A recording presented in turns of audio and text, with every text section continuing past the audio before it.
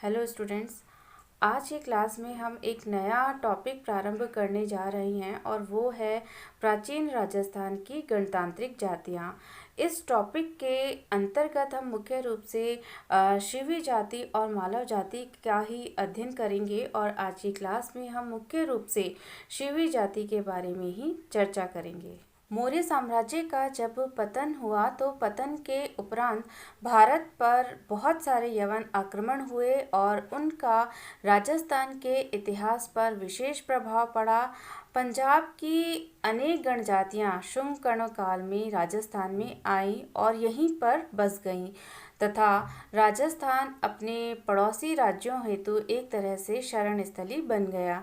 जब भी इसके पड़ोसी राज्यों या गंगा घाटी पर आक्रमणकारियों का दबाव पड़ता तो वहाँ के जो लोग थे वो यहाँ पर आकर शरण लिया करते थे। यवनों के आक्रमण से मालव, शिवी, अर्जुनायन, आभीर आदि गणजातियाँ पंजाब से स्थानांतरित हुई और राजस्थान में आ गईं।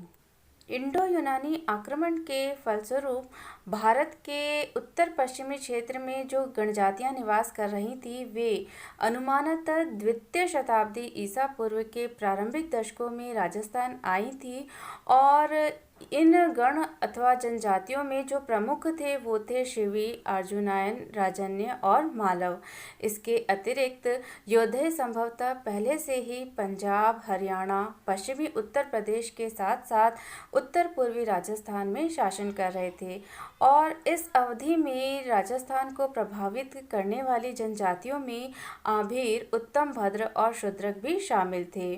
मत्स्य जनपद की अगर हम बात करें तो मत्स्य जनपद राजस्थान में पहले से ही विद्यमान था और ये जनपद मगध के उत्कर्ष के समय उसमें विलीन हो गया था।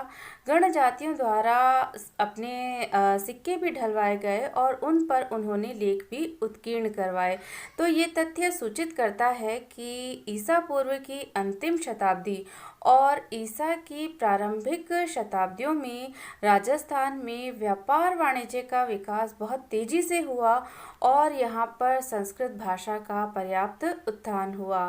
वैदिक साहित्य, महाभारत, अंगुत्तर निकाय और पाणिनि के व्याकरण ग्रंथ में प्राचीन गणों का उल्लेख हमें मिलता है जो अपनी आवश्यकता के अनुसार एक स्थल से दूसरे स्थल पर पलायन कर जाते थे और उसी परंपरा के आधार पर ही उत्तर पश्चिमी सीमांत की जो गणजातियाँ थी वो पलायन कर राजस्थान में आ पहुँची थी।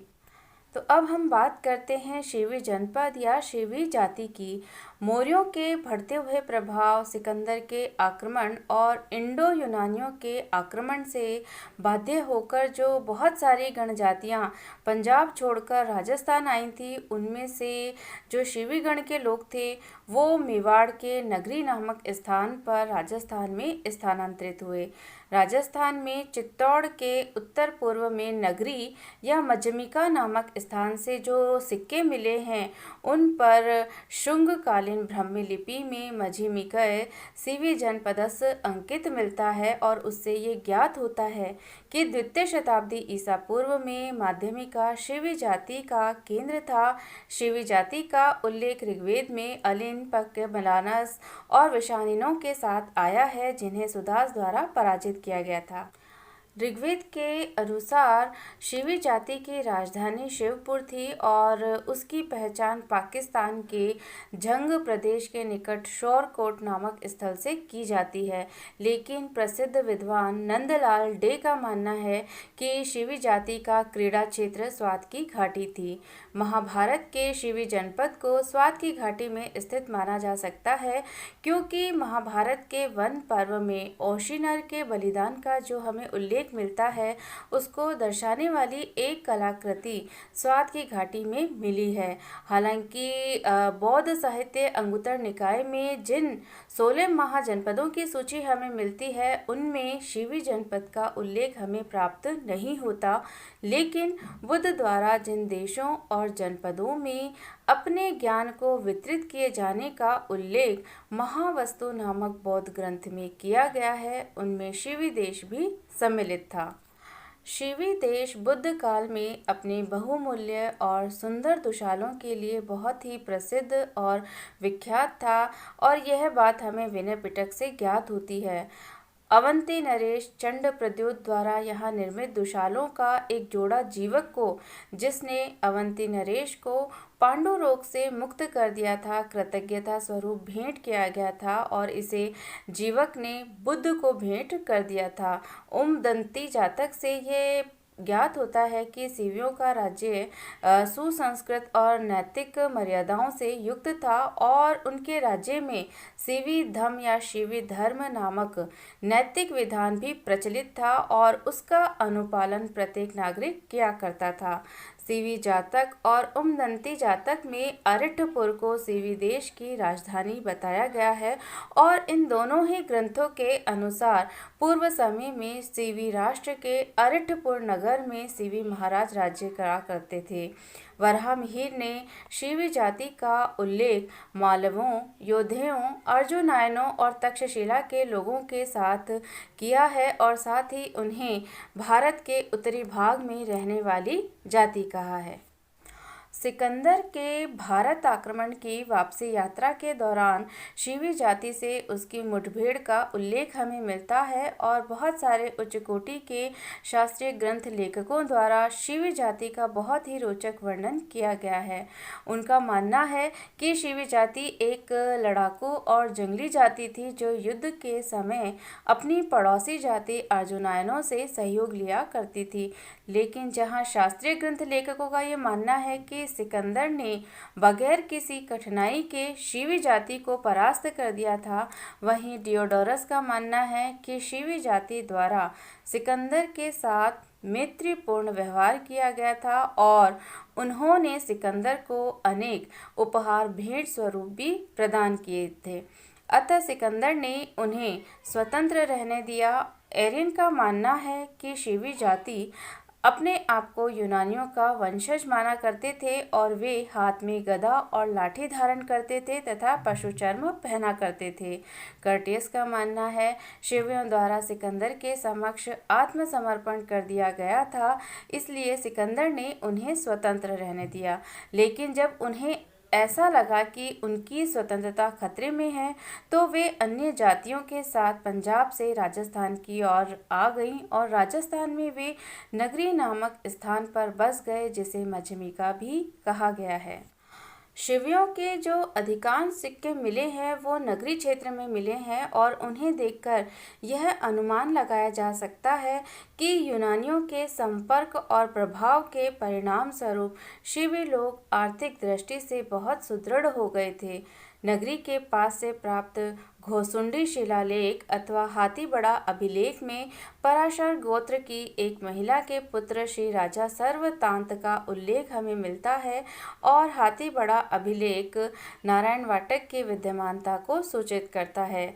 नारायण वाटक के प्रकार की शिला पर उत्कीर्ण सर्वभूताना दयार्थकारिता वाक्यांश से इस स्थल के निवासियों के दया भाव के महत्व के संबंध में हमें जानकारी मिलती है।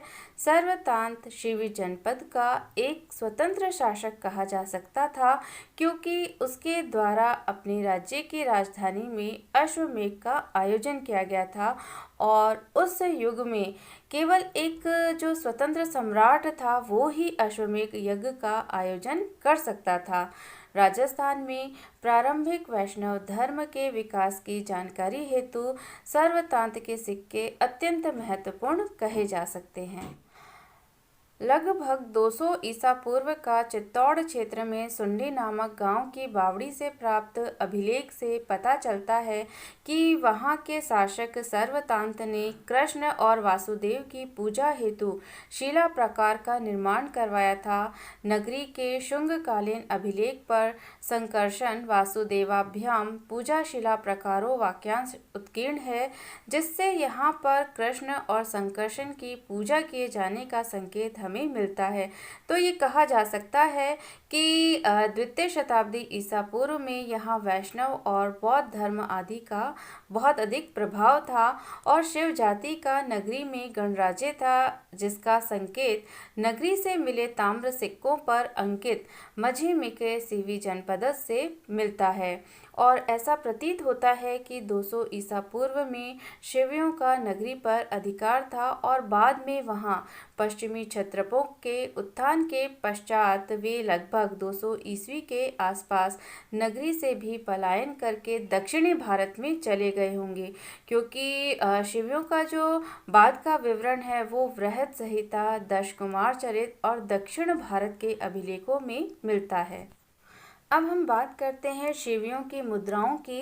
तो प्रसिद्ध विद्वान एच.डी. सांकलिया ने नगरी से शिवीगण के 16 सिक्के एकत्रित किए थे, जिससे ये संकेत प्राप्त होता है कि जो यह क्षेत्र था वो शिवीगण के अंतर्गत था। शिवियों की मुद्राओं का श्रीमती शोभना गोखले और एस.जे. मंगलम द्वारा अध्ययन किया गया था और शिवी मुद्राओं पर सामान्य रूप से स्वस्तिक का वृषभ के साथ संयुक्त रूप से अंकन उसके चारों कोनों पर हुआ है। इन मुद्राओं पर वृक्ष का अंकन भी मिलता है और शिवियों की मुद्राओं के अध्ययन से ये ज्ञात होता है कि जो सभी मुद्राएं हैं वो 1.5 सेंटीमीटर से 200 सेंटीमीटर व्यास की हैं और इनकी मोटाई 0.1 सेंटीमीटर से 0.3 सेंटीमीटर के मध्य है। इनका भार 1.865 ग्राम से 6.442 ग्राम के मध्य है। अतः निष्कर्षतः यह कहा जा सकता है कि शिवी जनजाति राजस्थान की उन महत्वपूर्ण गणतांत्रिक जनजातियों में से एक थी जिसने प्राचीन राजस्थान के इतिहास को पर्याप्त रूप से प्रभावित किया।